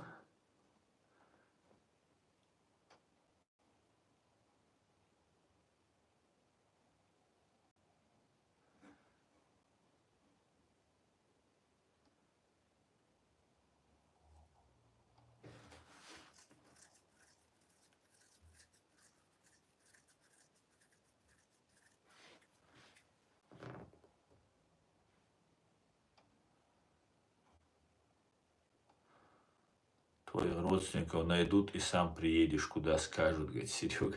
Серега, ну это по-русски, да, это по-русски. Ну ты б так не полился бы. Так не полился бы. Ну, а меня тут спрашивают, почему фашисты, почему фашисты. Так вы уже забирали моих родственников, Серега. Забирали, уголовные дела возбуждали, пытали и так далее, и так далее. Я знаю, что вам сказал? Зажарьте их и съешьте всех до единого. Понятно? Если сможете, и меня съешьте, зажарьте и съешьте. Плевал я на вас, понимаете? На весь этот мир я плевал. Понимаете? Если вы будете меня этим шантажировать. Вы брали заложника, иноагентом меня, мой канал запрещаете, угрожаете, днем и ночью мне угрожаете. Плевал я хотел, я понимаете? Я все это знаю, что я читал материалы, я со всем этим знаком, что вы можете. То, что ты говоришь, это так, лайтс-версия. Вы самые подлые и циничные люди, и я буду это говорить ровно до своей смерти. Понятно вам? Вы можете забрать всех просто. Вся моя нация находится у вас в заложниках. Поэтому для меня нету родственники. У меня были родственники, которые разделяли профашистские взгляды. И они перестали быть моими родственниками. У меня больше нет родственников.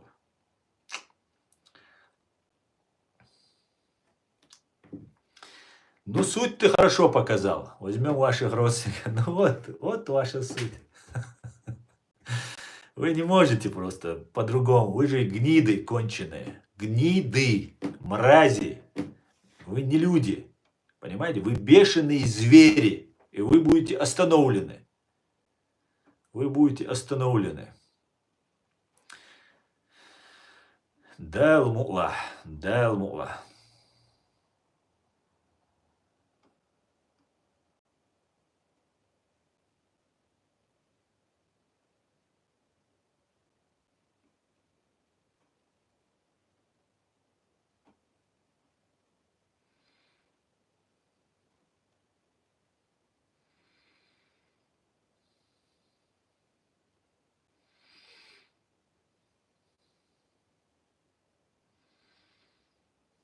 Почему обвал фронта будет? Вот очень хороший вопрос.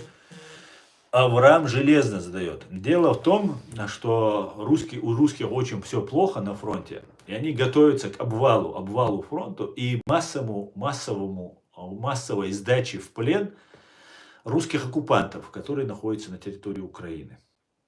Об этом они сейчас говорят, они подготавливают уже население к этому, что ничего страшного, во время начала так называемой Великой Отечественной войны под Москвой там 1,5 или 1 миллион сдались в плен, ничего страшного, мы же победили, там 3-10. Дело в том, что вы тогда победили, русисты имеется в виду, или советские, но это тоже был, тот же империализм был только под видом коммунизма, потом сейчас под видом демократии был, да, и тогда люди боролись на своей территории и понимали, что они на своей земле. Сейчас воюет враг на чужой земле. Оккупант, русский оккупант. Поэтому если там будет обвал, это будет позорище, как свет не видывал. Ну, хотя вам не привыкать. Ну, вот таком плане я вижу ситуацию, что они сами об этом говорят, к этому готовятся. И это не просто разговоры, которые начались через 2,5 года широкомасштабного вторжения в Украину. Эти разговоры пошли после того, как Америка выделила 60 с чем-то миллиардов. Наша Германия выделяет колоссальные средства. Фактически Германия становится такой, ну, самым, наверное, близким союзником Украины. И восстанавливать Украину будут, скорее всего, немцы. Потому что уже вчера, позавчера идут эти разговоры, обсуждения. Уже на сегодняшний день Украине нанесен ущерб в 500, почти в 500, 486, по-моему, миллиардов долларов. И война еще не закончена, как мы понимаем. Ну, раз немцы, немецкие бизнесмены готовы вкладываться в Украину, то поверьте мне, там все нормально. Если немецкий бизнес идет в Украину, значит, есть железобетонные гарантии для этих бизнесменов, что все нормально. И Украина будет супер немецкими автобанами, супер немецкими машинами, супер крутая европейская страна будет. Так что, Украина, я тебе завидую белой завистью, белой завистью. И мы тоже будем, кстати говоря, так же хорошо жить, да. Наша Германия, конечно, наша, не ваша же она, конечно, наша Германия, это наша Германия. Мы, когда приехали в эту Германию, подписали с немцами договор о том, что будем соблюдать немецкие законы и уважать немецкое государство и законы. И мы будем не чеченцами, если мы это не будем выполнять, понимаете? Мы чеченцы, во-первых, благодарный народ, во-вторых, благородный народ. Мы выполняем обязательства, которые на себя берем, либо не берем на себя эти обязательства, понимаете? Поэтому это наша Германия. И вот эти всякие ваши вот эти террористы, там, ваши провокации там, и так далее, мы будем пресекать, выявлять и пресекать. Понимаете? Мы свою страну не дали, мы знаем, что вы можете, русский мир, что может принести. Зло, разруху, нищету, провокации, ложь, обман. Вот что вы можете принести. Нам здесь, в нашей Германии, этого не нужно. Спасибо. Воздержимся, обойдемся без вас.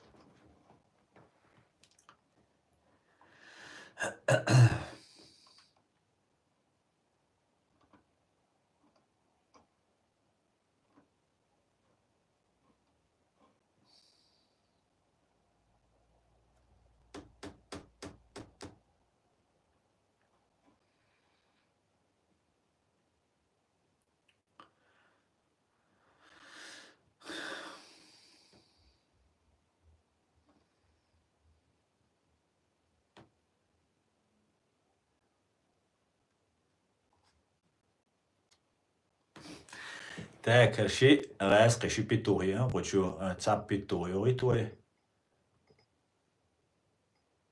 Сразу же, да, эш пичел, петушок, сейчас.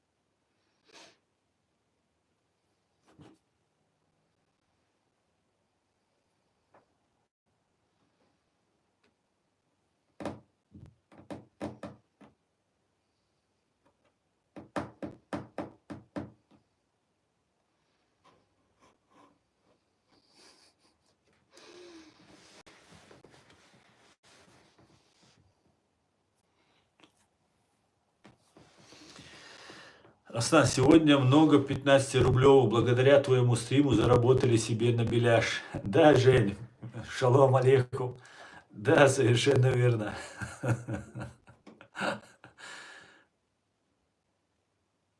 Так. Ну, молодцы, молодцы. Они стрим раскручивают, они стрим не раскручивают. Молодцы, так держать. Давайте, давайте. Давайте, 1000 человек подпишется. 1000 человек. И я сегодня стрим закончу. Вот, уже 900 подписалось. 900 50 подписалось. Давайте, 850 подписалось. Давайте еще немножко. 150 человек быстро привлекайте. Как вас там, ватники. И вы меня не увидите сегодня, но завтра обязательно буду. Не волнуйтесь, дело.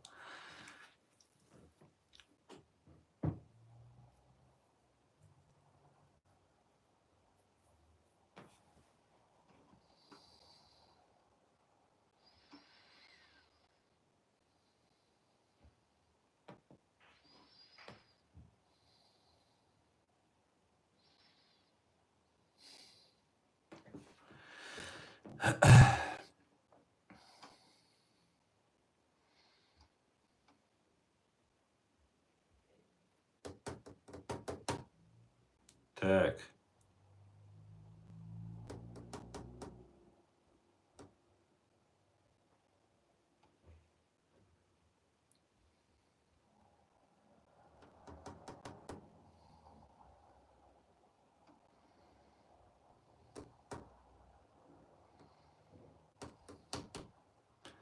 Ичкерия будет деоккупирована. Да, мол, однозначно. Очікується.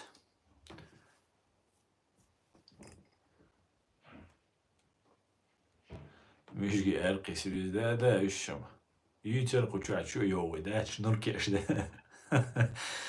Докум да, за все это время цавейла харсоун, харсаюн, сарбон, обвиненион, обвинение яшцор, анонимно, по сучьему, да. А чем борщ халишь, умадачно, да, умадая борщ халишь.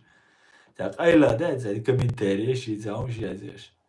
Гораду, али, там, предъявляешь, чтобы можно было это опровергнуть, что-то возразить. А что-то путинский, и Путин, каштующий, Бельгия, аж, полудурок. Моя обвинение, я еще с Шинара Бэгар, Вожа Бэгар, из-за мой разнести вир полностью, доказательства. Ну, иш сам даешь, и бекиш, уамат, суалуа. Бэгар. Сейчас удивится, мечкаться уж, да? Как ты относишься к осетинам? Хорошо отношусь ко всем, кто не за русский империализм, кто осуждает геноцид моего народа, оккупацию моей страны. Ко всем отношусь хорошо, особенно наш кавказцам, кавказской нации. Если кто-то считает, какая-то сволочь считает, что он должен мою землю, мою страну иметь в своем владении, хотя ему ничего не будет принадлежать, и что убийство моего народа так и надо, то я считаю его хуже русских империалистов, если это кавказцы.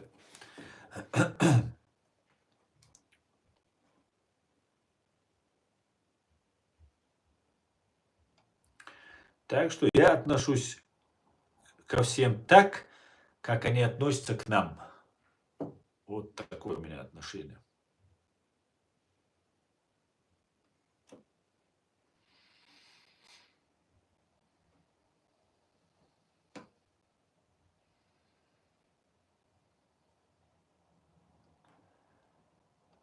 Так. Это, видимо, они придумали способ, как бороться с нашими стримами. Они будут теперь таким образом просто спамить, заваливать. Только стрим начинается, они будут заваливать, чтобы мы не говорили ничего полезного, чтобы от нас ничего полезного люди не услышали, не узнали. Да? Ну, давайте немножко вам дадим передохнуть.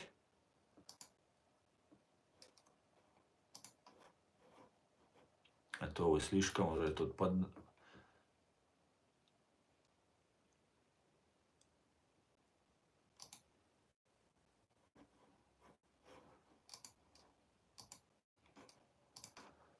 Вот, 900 подписались, друзья. Давайте еще 100 человек, и я стрим закончу. Сейчас мы немножко сбавили вот этих чушпанов. Узбекистан вперед, слава Украине. Героям слава. Я уважаю народ чеченцев. Иристон, это хорошо, что ты уважаешь народ чеченцев. Я уважаю осетин. Потому что если убрать вообще политическую составляющую, осетины нормальные люди, с которыми нужно нам сосуществовать, и это наши соседи. Есть факт геноцида ингушей, этот вопрос тоже мы будем, конечно же, рано или поздно решать. Как полагается кавказцам, уважительно, в рамках закона и так далее, и так далее. Но уважение к чеченцам, я не понимаю этого, например. Уважение к Кадырову, он тоже якобы чеченец. Может, к нему тоже уважение. Поэтому здесь вопрос стоит, знаете, не в этнической, национальной принадлежности нас всех, а идеологической, скажем так. Вот как я разделяю людей. И для меня, если это осетин, который поддерживает нас, он для меня ближе, чем кадыровец или прорусский чечен. Только также это касается и русского. Если этот русский нас поддерживает искренне, честно, не для того, чтобы как турки сделать добро, чтобы потом забрать все, да, нож тебе в спину всадить. Это помощь нам. Это не помощь, это вероломство, это приманка. Вот если настоящий, то я отношусь ко всем, отлично отношусь, одинаково отношусь. Free Chechen Republic of Ichkeria, Free Ukraine, Free Georgia, Free Израиль, Евгения, Free Израиль. Спасибо. Тода раба. Доброго времени суток. Уважаемый, не в курсе темы разговора? О чем речь? Костя Генак.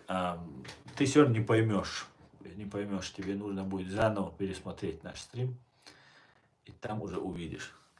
Села ахпат слива бог флаг шала и яч мавар и цухилир. И замшиг. Гнатеш. Вашалилин долгум шала. Там цунхилла кудари. شاليلين شتلهمشا إجكيري تور سويك توان بنوشا توق عدشا توق أهجا نوشا بوش ده حالسون доверие وش هنا إتركشيت شواليز предатель мой по-фактически разрешен ده حال لحتن سير ولا إجكيري يولش هناц يوقي بغان ليلش ما بري وش يابش ريكلام نش يوبام نش يتولش يابش دي بويلر وش разрешت بويلر إيش نجوهر أتصنع خا شي شاليلي نكخا إذا أوغان بوتين إنقاش توشي كديرو أحمد سيلا سيبوش ليوش ولا إذا تنخا يهودو تأخشي يوا هر постоянно хоть шукцуни проблем массу агу цун внутреннем ждуешь цуса борьба цунс amma ши юа ши чур юа ши даях чхена ху бовак цедеш ху цаях ши цала даяган чхена هر واخي أن سيوع يدي الناس سيوع لجي نبوش يودو قيرر دو شاشي اليليش ديك خاتسون شاشي ووك شوي حيوع أنا حدوز لنا تصداتي قيدر واتسون أسويك دابون بوتين جي ولن دات بوتين جي علي الوا أو تحنا بيرن تحنا زوجو توتي خويش داتسون تودوي تخوتها كودكسيوش تشيستيوش تخنوشي دو شو دويش غازشان دوخ دلش زودرشان بيرشان نانوشان ديشان تقيش دش تير أغون سوي قوعوه قيتيو تخشو أغونت دات تخكودكسيو تخنوشي واخي دات يو حكى ريسو نرخي لا يحتغيت هو أييت دات تشو خويشن نوشي دو تخوا هوني عادينك قومن غي دو تخوا هوني عادينك دو دشو غاسكش بوغ ديش ليلش دول نوشي دوكشو такс, Дион. Вот теперь нас 1000, друзья. Сегодня подписались 1000. Аслан, снижая частоту отправки сообщений, ты лишаешь 15-рублевой бутылки пива к беляшу. Это жестоко. Да, да, Женя. Вынужденная мера. Алкоголь – это вред, это зло. Беляш хватит. شيت أغنى ووكش ودير ووكش خلر ما دوي يوع شو تسي شخينا سرازو بانيكا تسار دير دو يهم تسار أوي يدير دات إيه يتساقو شواتسيس بروستا شاش بيوخم شول ديل شاحنس وول وقر يبوخ شول بيوخم شاول ديل تون خا شاش يدوي يدير دول شبوي تون دي بانيكي يالتون شي يوع يدينا شي يوع دعيقان دوقم داتسيس İşte bu koş da vog de duç oğam vog iş melç o kürşbar da ital forma yoğan milite çu erbol baş bayatsa bir edivatsa deş maşenço. Ahintsa уже ku Европе адats уже ويخ باشاتsa biş vu porve gatsa guş. İçkeri boş muahyuqi tabeli qaşt üst Putin'ina Кадыровина. И он дешто. И гранёй шбуиш. Отсюда киетиш ночи психологический прием есть. Цян шайна цахашо, цян ди олис, давай топи за Ичкерию, цу топить, то за Ичкерию. Давай теперь топи за Кадырова. Он теперь топит, поддерживает Кадырова. Цун цахашики, бог. Ему говорят, делай, вот он делает. А на самом деле и психологический прием есть. Вай Ичкерия, гэсхшан, дюхаляч, ты ж вайнюх и принципиально вопрос и границы, стереть границу олцуна, чтобы нужно запутать так, запутать, чтобы ты он цаха милвагу хара вроде Ичкерима, вархинцар Путиницу, хара Ичкериц, вархинцар Кадыровицу, харму хульшту оли сага, особенно джимсага, вова, тиларчвик, головах, ишли илде шейтан, буцешвик, видишь, и у тебя лили шо система. И вайхади из Царь Ичкерия, Ардуку Сайчу, Дудаю, Арважбо, Басаю, Гойч. А фактически теперь канал, что ж. Царь лжепатриоты, лжепатриот, лживый патриот, не настоящий патриот. Иду царь, елештик. Видишь, и надо в этом разобраться ночью. Ирдает мекш, да, трюк чуешь. ИПСО, олцуна, информационно-психологическая операция у царь, елештик. И что до...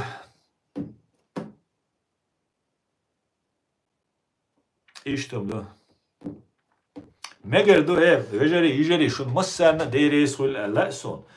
Друзья, нахчи махта моя это стрим. Друзья, сегодняшний наш стрим подходит к концу. Я выражаю вам огромную благодарность всем, кто смотрит и поддерживает. Также вот этим троллям и вот этим деятелям, которые за 15 рублей пишут комментарии. При всем при том, я тоже, хоть они тоже люди, у них дети, им тоже нужно кормить. Они же бедолаги, по-другому денег заработать не могут. Поэтому и они нам помогают раскручивать наш канал, наш стрим сегодняшний. 1000 человек сегодня подписалось. Я вас всех сердечно приветствую. Еще раз я, Аслан Арцуев, вам заявляю, на этом канале вы услышите только правду и ничего кроме правды. Слава Украине, все будет Ичкерия. О Аллах, благослови Америку. Ади кюэль маш оль бюстек аль сюрди кюэльшу. Да, больше. До свидания, друзья.